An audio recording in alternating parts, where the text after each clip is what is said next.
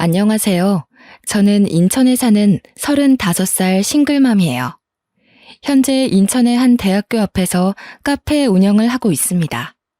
이것저것 해보고 싶은 마음에 유아동복 쇼핑몰도 함께 운영하고 있답니다. 투잡을 하며 육아까지 하느라 정신없고 힘든 건 사실이지만요. 한참 말을 하기 시작한 5살 된 아들과 저는 너무 행복한 일상을 보내고 있어요.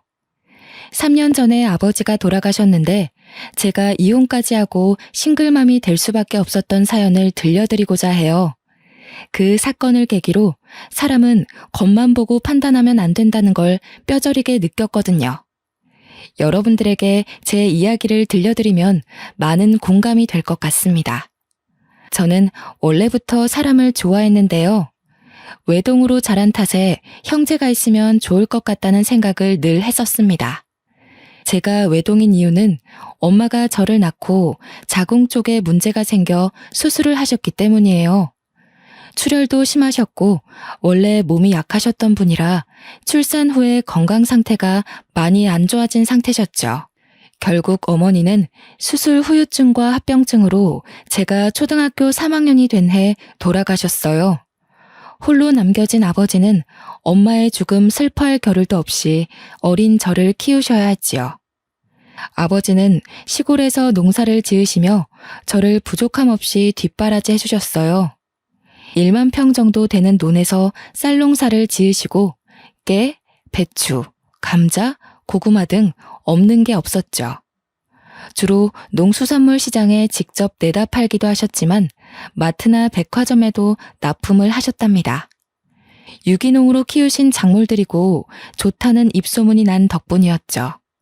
아무튼 아버지는 저를 키우시면서 유행에 뒤처질까 계절마다 새로운 옷을 사입히셨고 남들이 웬만하면 가지고 있는 아이들한테 인기 있는 것이면 무조건 사주셨고 엄마 없이 자란 티를 내면 안 된다며 머리도 손수 묶어주시기까지 하셨는걸요.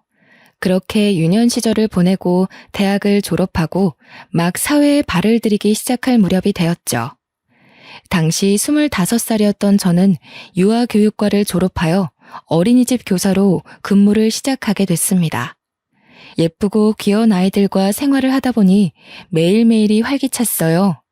한 명도 아니고 아이들을 보육하는 건 상당한 에너지를 필요로 하지만 저에게 와서 안기는 아이들을 보면 없던 힘도 솟아나곤 했죠.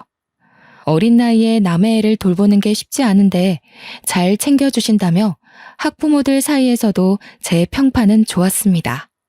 어린이집 교사로 근무한 지 2년쯤 되었나?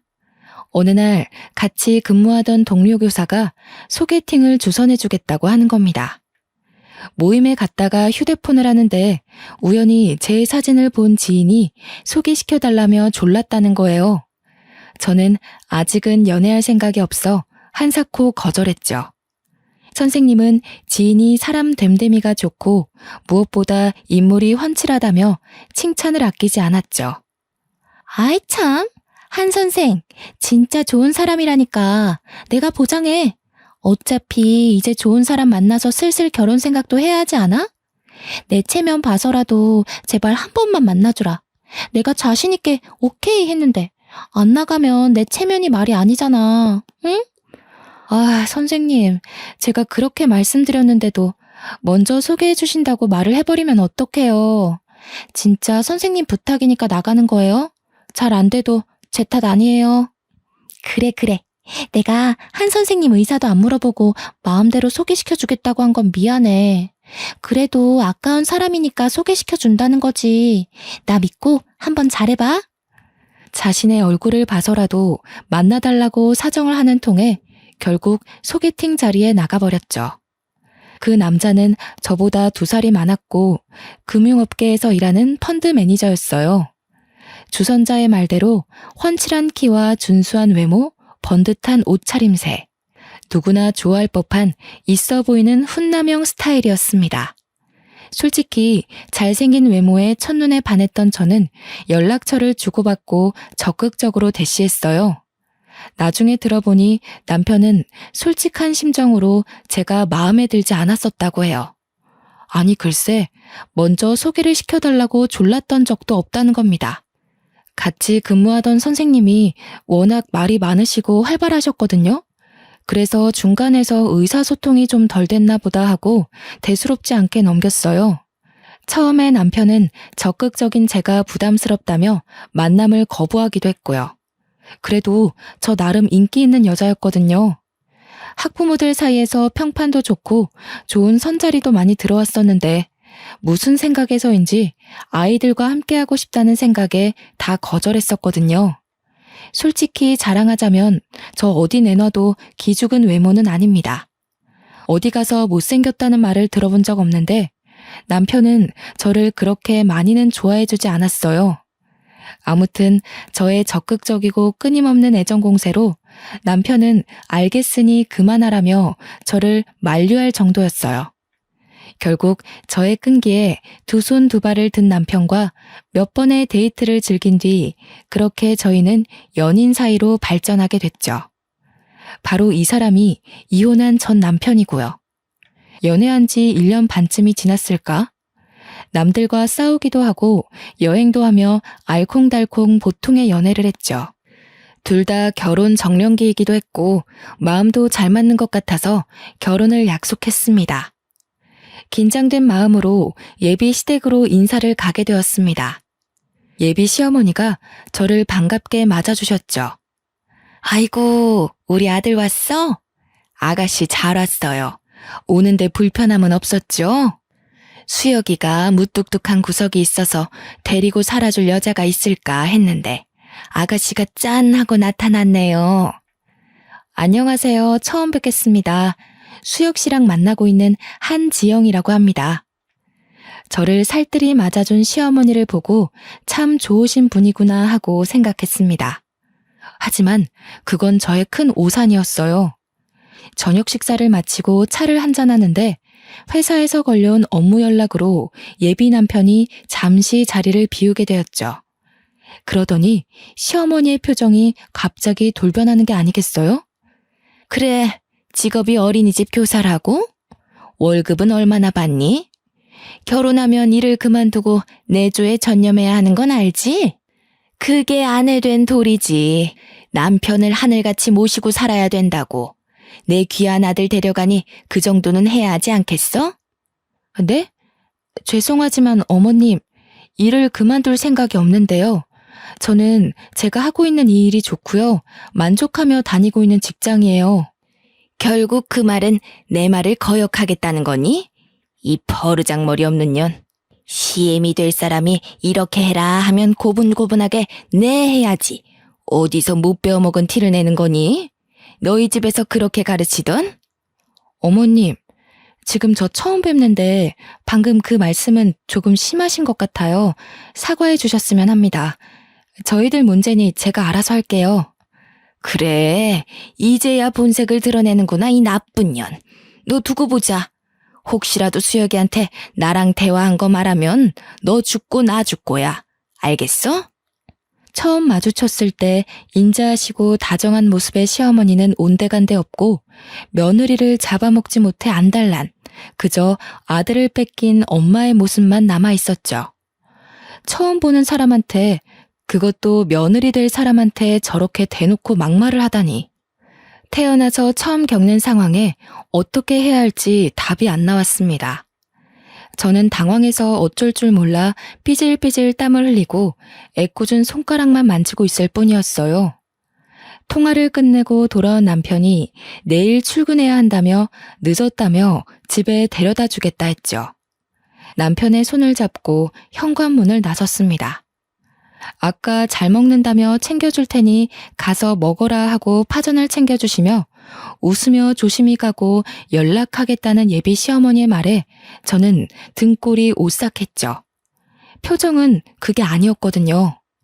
이 일을 남편에게 말해야 하나 고민하며 며칠 밤을 지새웠죠. 결국 저 혼자 덮고 가면 시끄러울 일 없겠다 생각하고 큰일 앞두고 소란 피우기 싫어서 바보같이 아무 이야기도 꺼내지 못했네요. 시간이 가는 줄도 모르고 정신없이 결혼 준비를 했어요. 시모가 될 사람은 제가 엄마가 없다는 이유로 도가 지나치게 간섭했어요. 그때는 남편을 사랑했기에 미련하게 당연한 일이라 생각하고 내내 하며 고분고분 잘 따랐죠. 원래 그렇게 해야 되는 것인 줄 알았거든요. 사돈댁에 밑보일 일 없다며 아버지는 있는 돈 없는 돈 긁어모아서 제 결혼에 보태주셨고요. 시모는 굳이 집을 남편이 근무하는 직장 근처로 얻으라고 하셨습니다. 일하느라 피곤한 아들 배려해야 한다면서요.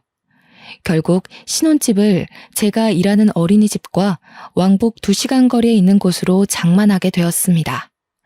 시내 한복판에 있고 고급형 주상 복합 아파트라 가격이 사악했어요. 무리를 해 얻은 집이라 앞으로 어떻게 살아야 하지 막막하기만 했죠. 왕복 2시간을 대중교통을 타고 출퇴근하는 것은 여간 힘든 일이 아니었습니다. 시간이 흘러 상견례 날도 다가왔습니다. 아버지는 시골에서 먼 길을 올라오시느라 피곤한 상태셨어요. 하나밖에 없는 딸이 사돈댁에 밉보일까 걱정도 이만저만 아니셨죠. 상견례를 하기로 한 식당에 먼저 도착해 기다렸는데 약속 시간보다 20분 정도 늦게 시어머니랑 남편이 온 겁니다. 그래, 뭐 오는데 차가 많이 막혔나 보다 그렇게 이해하고 넘어갔어요. 그런데 아버지 면전에 대고 시어머니가 말씀하는 게 너무 가관이었습니다. 부족한 딸 자식 이렇게 시집 보낸다 하니 아쉬울 따름입니다. 제가 아이 엄마가 먼저 하늘나라로 가고 그래도 부족함 없이 키웠다고는 하는데 사돈댁에 누만 안 됐으면 하는 바람입니다. 저희 딸 잘 부탁합니다. 사돈, 지영이는 어디 가도 이런 신랑감 못 구해요. 우리 잘난 아들이 좋다고 하니까 결혼시키는 거고요. 지영이 아직 배울 게 많아 보입니다. 그리고 결혼하실 때 얼마나 보태주실 예정이세요? 필요하신 부분이 있으면 언제든지 말씀해 주세요. 딸아이 하나 시집 보내는데 그 정도도 못해줄 부모가 어디 있나요? 원하시는 게 있으시거든 아이들 통해서 말씀해 주시죠. 시어머니는 대놓고 아버지에게 얼마를 해줄 수 있냐며 무엇을 해주겠냐며 따지듯이 물으시더라고요. 요즘은 반반 결혼이 유행이어서 저도 당연히 그런 식으로 하겠지 했는데 귀한 아들이랑 결혼하니 그 대가를 치러라. 그런 뜻으로밖에 안 들렸어요. 상견례가 끝나고 이 결혼을 해야 하나 속으로 망설였지만 아버지께서는 사돈댁도 자기 아들 걱정하는 마음에 그렇게 말한 거 아니겠냐며 좋게 생각하라고 하시더라고요.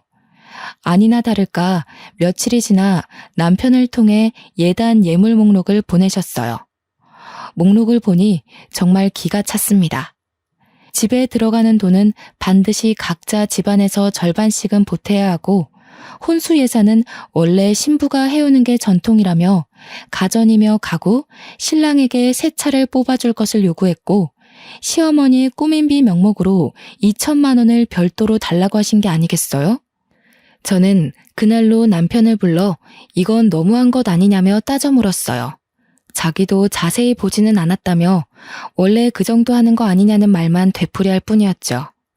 저는 이 결혼은 아니다 싶어 다시 생각해보자고 했습니다. 남편은 세상 물정을 잘 모르는 것 같았어요. 직업만 펀드 매니저면 뭐합니까? 막상 자기 결혼 문제로 이렇게 트러블이 생기는데 중간 역할도 못하고 도저히 안 되겠다고 판단되어 양가 집에 결혼은 없던 걸로 하자고 말하려던 찰나에 남편이 울며 불며 매달리고 난리가 났습니다.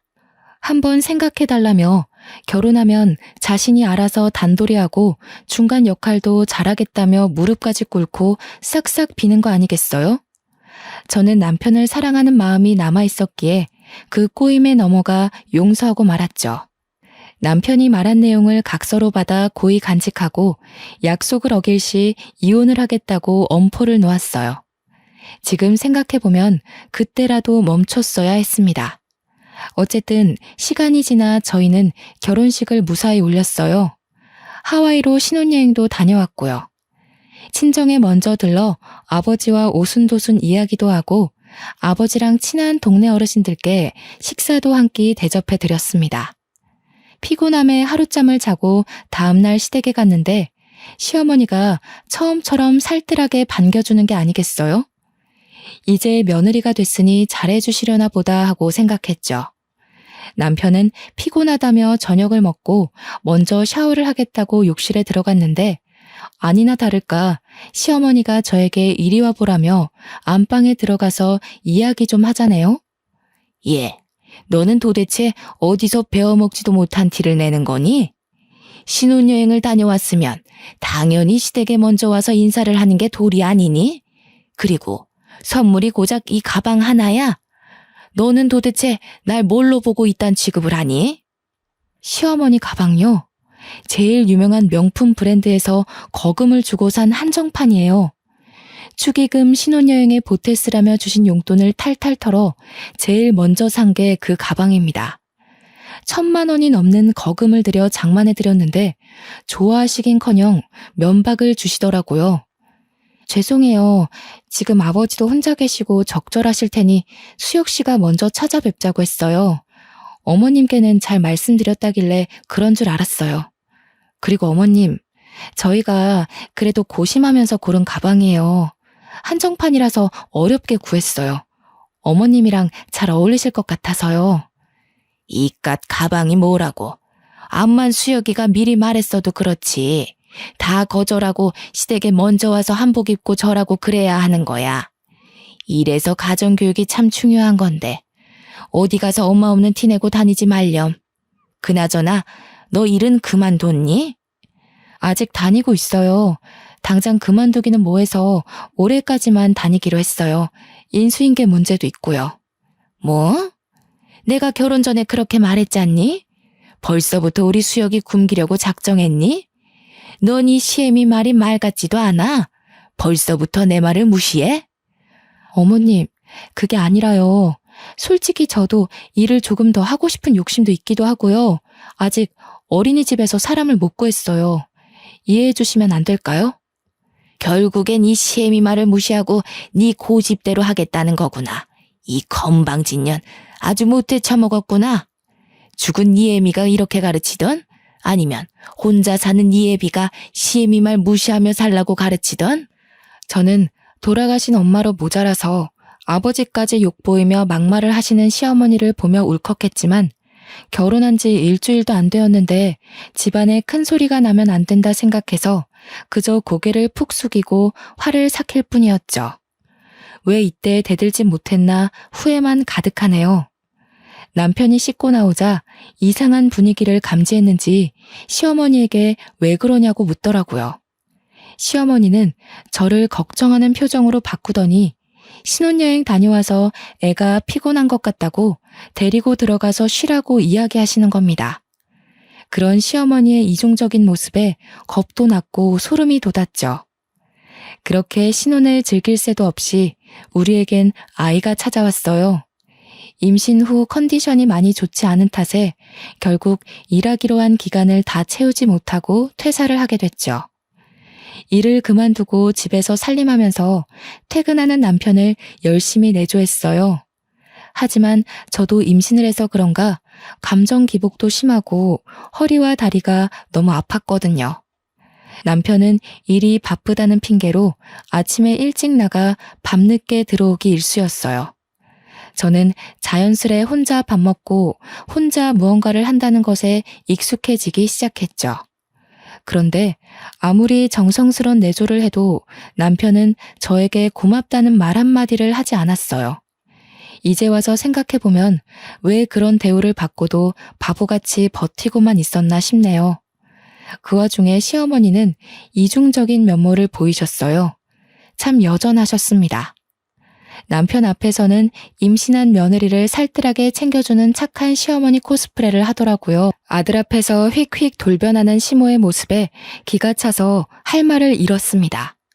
자리에 남편이 없는 걸 확인하고는 잔소리와 설교는 물론 폭언까지 서슴지 않고 내뱉으셨죠. 예, 임신했어도 허리를 곱게 펴고 있어야 아이도 곱게 자란단다. 그리고 너 아무리 임신했다고 남편 밥 굶기면 안 된다. 애 가진 게 뭐 대수니? 나 때는 애 낳고 하룻밤 자고 나가서 바로 일도 하고 그랬어. 여자는 응당 그렇게 해야 되는 거야. 어디서 못 배운 티 내지 말고 이 시애미가 가르쳐줄 때 잘 새겨들어. 이후에도 계속되는 시어머니의 두 얼굴에 결국 참지 못하고 남편한테 이야기했습니다. 근데 남편의 반응이 가관인 거예요. 임신해서 너무 예민한 거 아니냐며 진정 좀 하라면서요. 당신 지금 임신했다고 너무 예민하게 구는 거 아니야? 난 우리 엄마가 당신한테 엄청 잘해주는 모습만 봐서 좀 안 믿긴 해. 그리고 이중적인 모습이라니 단어가 좀 그렇다. 그래도 시어머니인데 당신이 좀 이해하고 받아줄 수는 없어? 좋은 게 좋은 거라고 하잖아. 설마 엄마가 안 좋은 뜻으로 그런 말 할 사람도 아니고. 당신이 좀 예민한 것 같아. 당신은 내가 힘들다고 말하면 한 번쯤은 얼마나 힘들었냐고, 많이 힘들었냐고 위로해 줄 수는 없어? 진짜 너무하다. 다른 사람도 아니고 당신 와이프가 이렇게 힘들다는데 내 말에 공감 하나 안 해주잖아.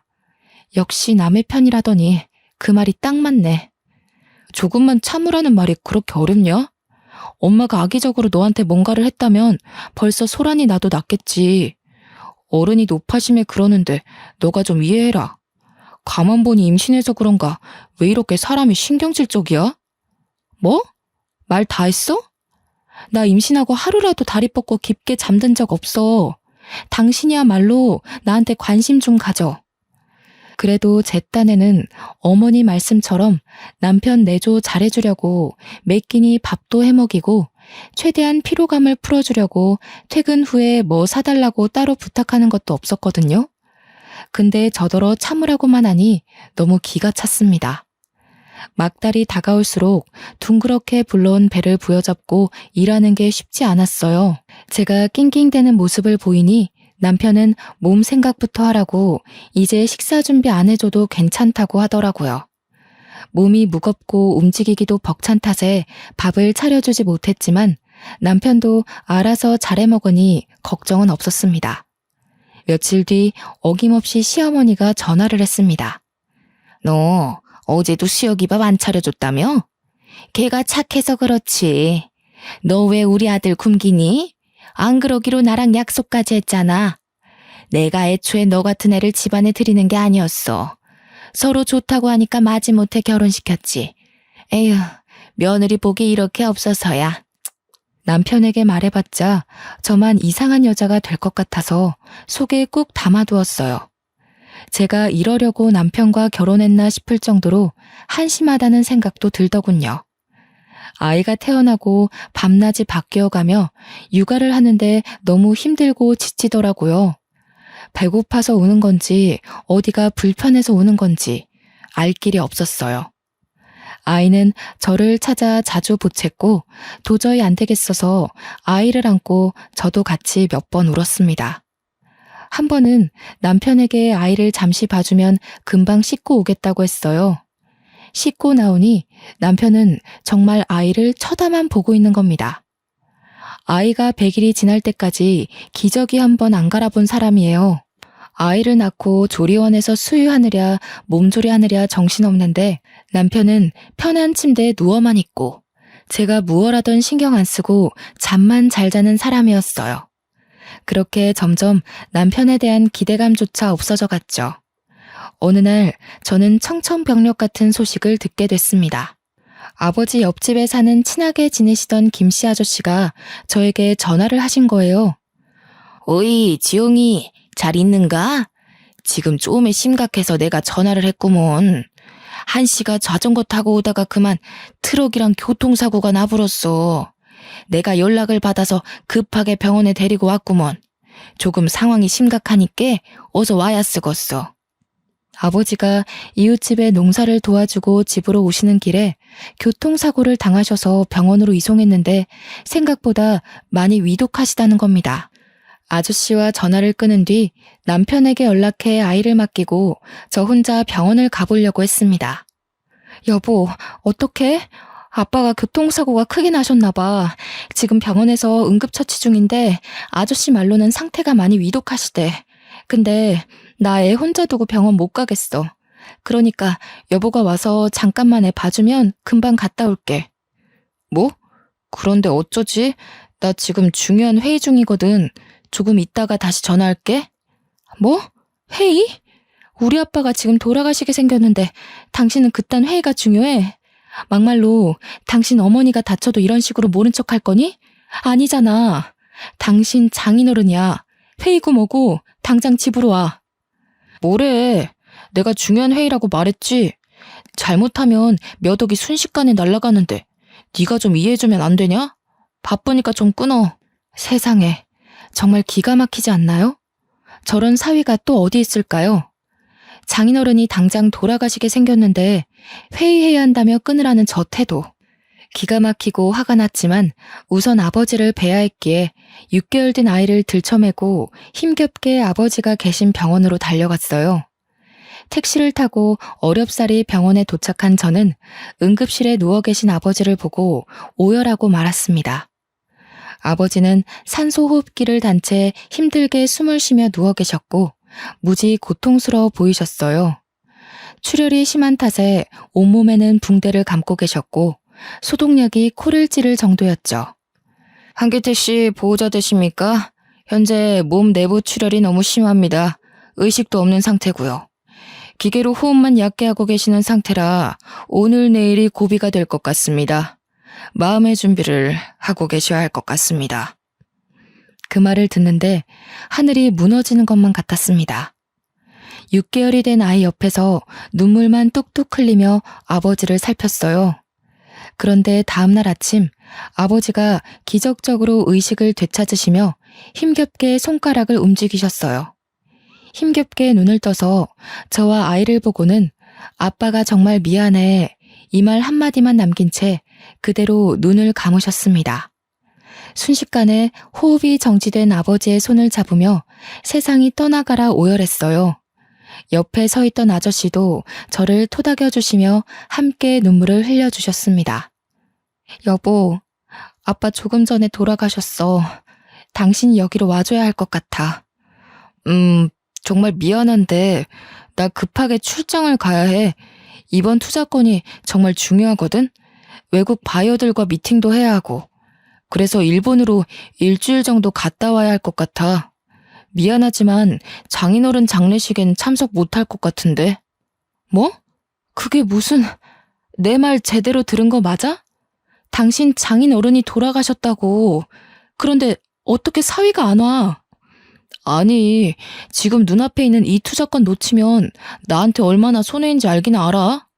막말로 장인어른이야 이미 돌아가셨으니 내가 나중에 따로 찾아뵈면 되는 거 아니야? 산 사람은 살아야지. 왜 그렇게 융통성이 없어? 당신 정말 1억이야?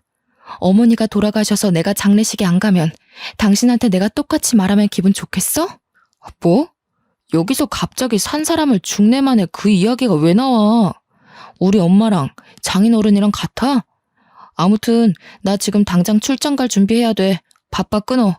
중요한 거라니까 이 사람이 자꾸. 진작 이혼을 하지 않고 살던 것이 정말 후회가 됩니다.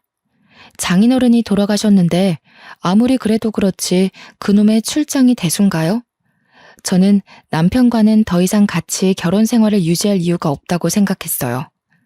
장례식이 끝나면 곧바로 이혼을 해야겠다고 결심했죠. 그 와중에 시댁에선 장례식장과 거리가 멀다고 사람 한 명 안 오고 고작 조의금 30만 원을 보내온 게 전부였습니다. 남편에게 몇 번 더 연락은 했지만 정말로 출장을 가버린 건지 끝끝내 받질 않더군요. 아버지를 황망히 보내드리고 우는 아이 달래느라 정신없이 장례식장에 앉아있는데 한기택 씨 따님 되냐며 어떤 사람이 찾아오는 게 아니겠어요? 안녕하세요. 저는 재산상속 전문 변호사 김윤호라고 합니다. 한기택 씨가 생전에 작성해 놓은 유언장 전해드리려 합니다. 유언장에는 한기택 씨가 살아생전 농사짓던 땅과 집, 나머지 재산을 모두 한지영 씨에게 상속한다는 내용입니다. 확인해보세요. 사실 집터와 농사짓던 땅이 가치가 있는 땅처럼은 보이지 않아서 애초에 상속 생각 안 하고 있었거든요. 별 기대를 안 했는데 그곳이 재개발 구역으로 선정되면서 땅값이 폭등했다는 거예요. 대충 계산해보니 15억 정도 되는 거금이었고요. 저는 장례식을 치른 후 은행, 서류 등 정리를 하고 집으로 올라왔죠. 차근차근 이혼 준비를 시작했습니다. 아버지가 살던 집과 땅은 모두 처분했어요. 상속세를 제외하고 정확하게 11억 7천만 원 정도 금액이더라고요. 남편은 제가 상속받는 사실을 모르는지 발인이 끝나고도 얼굴을 비추지 않았습니다. 그리고 남편이 돌아오기 전에 제 짐은 전부 싸서 새로운 보금자리에 모두 보내놓았죠. 그렇게 짐 정리가 얼추 끝났을 때 뻔뻔한 남편이 캐리어를 끌고 나타났습니다. 얼굴을 마주하고도 한마디 말을 걸지 않았더니 실실 웃으면서 자기가 미안했다며 이제부터 잘할게 한마디 말하고는 쏙 지방으로 들어가더라고요. 심지어 우리 아빠 장례식이 어땠는지, 발인은 어디에 했는지 묻지도 않았습니다. 남편 모르게 이혼 전문 변호사를 선임해 이혼 소송을 위한 준비를 마쳐가고 있었습니다.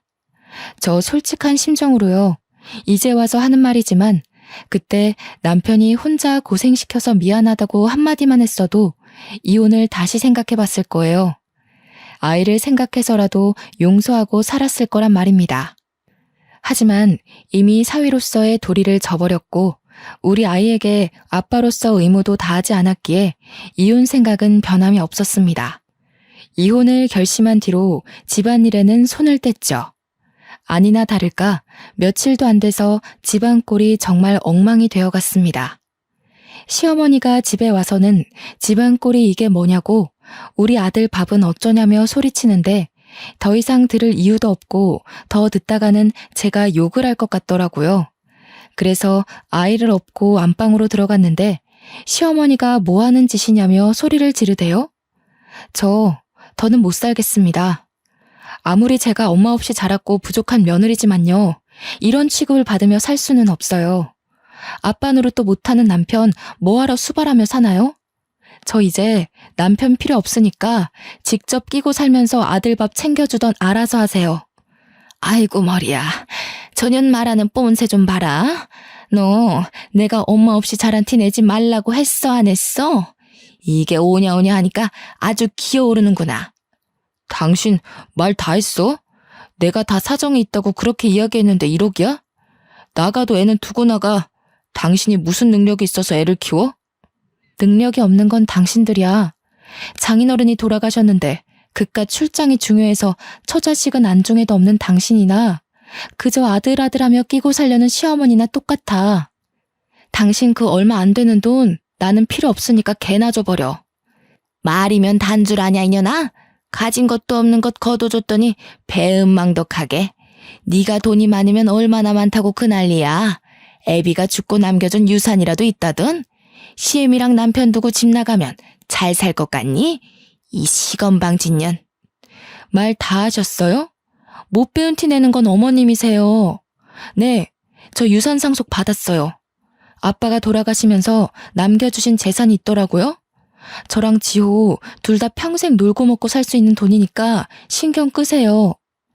시어머니와 남편을 무시하고 집을 나서려던 그 순간 제 머리가 뒤로 획 젖혀지는 게 아니겠어요? 시어머니가 뒤에서 제 머리채를 잡았기 때문이었죠. 너 이대로 나가면 우리 아들 이혼남만 되잖아. 네 따위가 귀한 아들 혼사길 망쳐놓으려고 작정을 했구나. 아줌마, 한 번만 더 내 몸에 손대기만 해봐. 절대 가만 안 있을 줄 알아. 당신도 폭행죄로 고소해서 깜빵에 쳐넣어줄 테니까. 어디 한 번 더 해봐. 그리고 당신 아들이 이혼남 되는 게 나랑 무슨 상관인데? 나 이제 당신 며느리 안 할 거야. 아직도 내 말 못 알아먹어? 역시 머리에 든 게 없으니까 이해도 느리지? 아, 당신 어쩌냐? 너네 엄마 머리 회전 느려진 거 보니까 곧 요양병원에 모셔야겠다. 숨도 쉬지 않고 속에서 하고 싶었던 말을 내뱉어 버렸습니다. 그리고 시어머니와 남편을 있는 힘껏 밀치고 제 집으로 건너왔습니다. 며칠 뒤 남편은 저에게 끊임없이 연락을 해왔습니다. 유산 상속받은 걸 왜 이야기 안 했냐며 혼자 잘 먹고 잘 살 생각이냐며 소리치길래 아직 정신을 덜 차렸나 보다 하고 생각했죠. 제가 갖고 있는 재산 때문인 건지 남편은 갑자기 다시 한번 생각해보자는 말을 하더라고요. 저도 당장 이혼 소송을 하고 갈라설 수 있었거든요. 근데 이대로 끝내면 아쉬울 것 같아 한 방 먹여줘야겠다 생각했어요. 남편은 아니나 다를까 제가 상속받은 재산이 목적이었죠. 속에서 열불이나 당장이라도 얼굴을 죄다 쥐어 뜯어버리고 싶은 심정이었어요. 남편은 그동안 자기가 미안했다며 다시 화해하고 잘 살아보자고 웃으며 이야기하는 겁니다. 다 같이 잘 살아보자는 의미로 투자권을 제시하겠다는 이상한 말을 하면서요. 저는 일단 알겠다고 하고 일부러 화해하는 척을 했죠. 사실 회사에서 추진하고 있는 새로운 투자건이 있는데 여기가 대박이거든? 자기가 여윳돈이 있으면 내가 추천하는 종목에 투자를 해주면 안 될까? 나 믿고 투자하면 몇 배로 불려줄게. 5억만 있으면 돼. 나 투자해본 경험도 없고 그런 거 함부로 할 생각 없어. 뭘 믿고 거기에 내 돈을 투자해야 해? 그것도 5억을? 그 돈이 땅 파면 나오니? 지영아, 나 한 번만 믿어줘. 내가 그동안 너한테 못할 짓 많이 했지만 이건 확실하다니까? 이번 일 성공하면 우리 돈방석에 앉는 거야. 돈 걱정 없이 살 수 있다고. 저는 마지못해 알겠다고 말을 했더니 다음날 잘 타던 차를 1억 넘는 외제차로 바꾸는 겁니다. 5억을 투자하면 자신이 상당 부분 커미션을 받기로 한 건지 투자 계약서는 아직 쓰지도 않았는데 두 부녀는 김칫국을 원샷 때려버린 거죠. 심지어 지엄마한테 명품백까지 사주고 멀쩡하게 굴러가던 가전제품을 전부 새로 바꾸고 다니더군요. 눈치채셨겠지만 투자한다고 말만 했지 실제로 돈을 주지도 않았을 뿐더러 끝내버릴 생각이었어요. 투자금을 주기로 약속한 날이 다가올수록 저는 이를 갈고 있을 뿐이었죠. 그 와중에도 시어머니는 아들 카드를 신명나게 긁으며 명품관에 돈을 뿌리고 다니더라고요. 그렇게 보름 정도의 시간이 흐른 뒤 저는 돈봉투 대신 이혼 서류가 담긴 봉투를 던졌어요. 돈봉투가 아닌 이혼 서류가 담긴 봉투를 보자 이게 뭐냐며 노발대발하는 겁니다. 저는 차분히 마음을 다잡고 이야기했죠. 그동안 곰곰이 생각해봤는데 당신과 나는 여기까지야. 이혼 서류에 도장을 찍던 사인을 하던 알아서 하고 거기에 적힌 주소로 다음 주까지 보내. 뭐? 이혼 서류? 당신 이게 지금 뭐 하는 짓이야? 설마 지금까지 날 갖고 논 거야? 나한테 투자금 주기로 했잖아. 지금 장난하는 거지? 저기요. 투자금이고 뭐고 다 필요 없고 나는 모르는 일이야. 이제 서로 볼 일 없는 사이 아닌가? 위자료로 거하게 물고 싶지 않으면 닥치고 도장이나 찍어. 버틸 수 있으면 버텨보던지. 오래 못 갈 것 같지만. 아니, 얘, 이게 도대체 무슨 소리니? 투자를 못하겠다니. 너 왜 말을 바꾸는 거야? 둘이 다시 잘해보기로 한 거 아니야? 그리고 투자해주기로 했으면 마땅히 해야지. 이제 와서 발을 빼? 아줌마, 제가 그쪽 투자를 왜 해줘야 되지? 설마 내 재산 탐내시는 건가? 그렇게 원하시면 조의금으로 보내셨던 돈 30만 원 돌려드릴게요. 그거 말고 저한테 한 푼이라도 쓰신 적 있어요? 없죠? 그럼 아줌마도 잔말 말고 제 인생에서 꺼져주세요 좀. 이게 이제 돈 좀 생겼다고 시애미까지 잡아먹으려고 작정을 했구나. 그래, 너 돈 좀 생겼다기에 어떻게 구슬려서 등골 좀 빼먹으려고 했다. 그게 왜? 잘난 내 아들 데려갔으면 그 정도는 각오했어야 하는 거 아니니? 저는 그나마 다행인 게 시어머니가 저에게 했던 폭언들을 빠짐없이 녹음해 놓은 게 신의 한 수였죠. 그리고 남편은 이미 이혼 사유가 넘쳐 흐를 정도라서 소송에선 제가 유리했습니다. 남편은 돈이라도 달라며 애걸복걸 하더라고요. 투자한다고 선입금 받은 걸 당연히 제가 돈을 준다 생각하고 흥청망청 쓴 거죠. 외제차의 명품에 집안을 통째로 바꾸다시피 하며 돈을 펑펑 써댔으니까요. 당신 정말 왜 이래. 그거 해결 못하면 집을 팔아서라도 메꿔야 해. 이러다가 나랑 엄마 길거리에 나 앉아야 한다고. 사람 미치는 꼴 보고 싶어서 이래? 투자금 보태주기로 했으면 보태줘야지. 당당하던 당신 모습 어디 갔니? 내가 그동안 기회도 여러 번 줬어. 하지만 그 기회를 날린 건 당신이랑 어머니야. 그러게 살아생전 우리 아버지한테 조금이라도 잘했어야지. 당신이 나랑 지호한테 한 게 뭐가 있어? 차려주는 밥 먹으며 지할 일만 했지. 아무튼 서류 다음 주까지 내 변호사 통해서 보내도록 해. 2년이 오냐오냐 하니까 한 번도 아니고 2번씩이나 우릴 갖고 놀아? 잘 됐다. 이왕 이렇게 된 거 오늘 너랑 나랑 한판 하자. 시어머니는 상황 파악이 안 되셨는지 또 제 머리채를 잡으시더군요. 지난번에 이어 2번째예요. 너무 손버릇 고약한 아줌마 아닙니까? 남아있던 일말의 동정심마저 사라진 저는 그 아줌마를 간신히 떼어냈습니다. 당신들, 특히 아줌마, 내가 경고 안 했나요? 한 번만 더 내 몸에 손대면 가만 안 있는다고 했죠? 뒷감당 어떻게 하시려고 그러세요? 그냥 조용히 서류에 도장 찍어주면 될 일이었는데 일을 크게 만드시네. 감옥에서 남은 여생 보낼 준비하세요. 한바탕 난리친 뒤에도 돈을 달라며 돈을 주기 전에는 절대 이혼을 못한다며 끈질기게 연락을 해왔습니다. 저는 변호사를 통해 통신 제한, 접근 금지 신청, 주거지 접근 금지 신청을 해버렸어요. 정신적 피해 보상을 포함한 2가지 소송을 진행한 상태고요. 더 이상 연락할 길도 없어지고 금전적인 여유가 사라진 시댁은 도와달라며 사정에 사정을 했죠.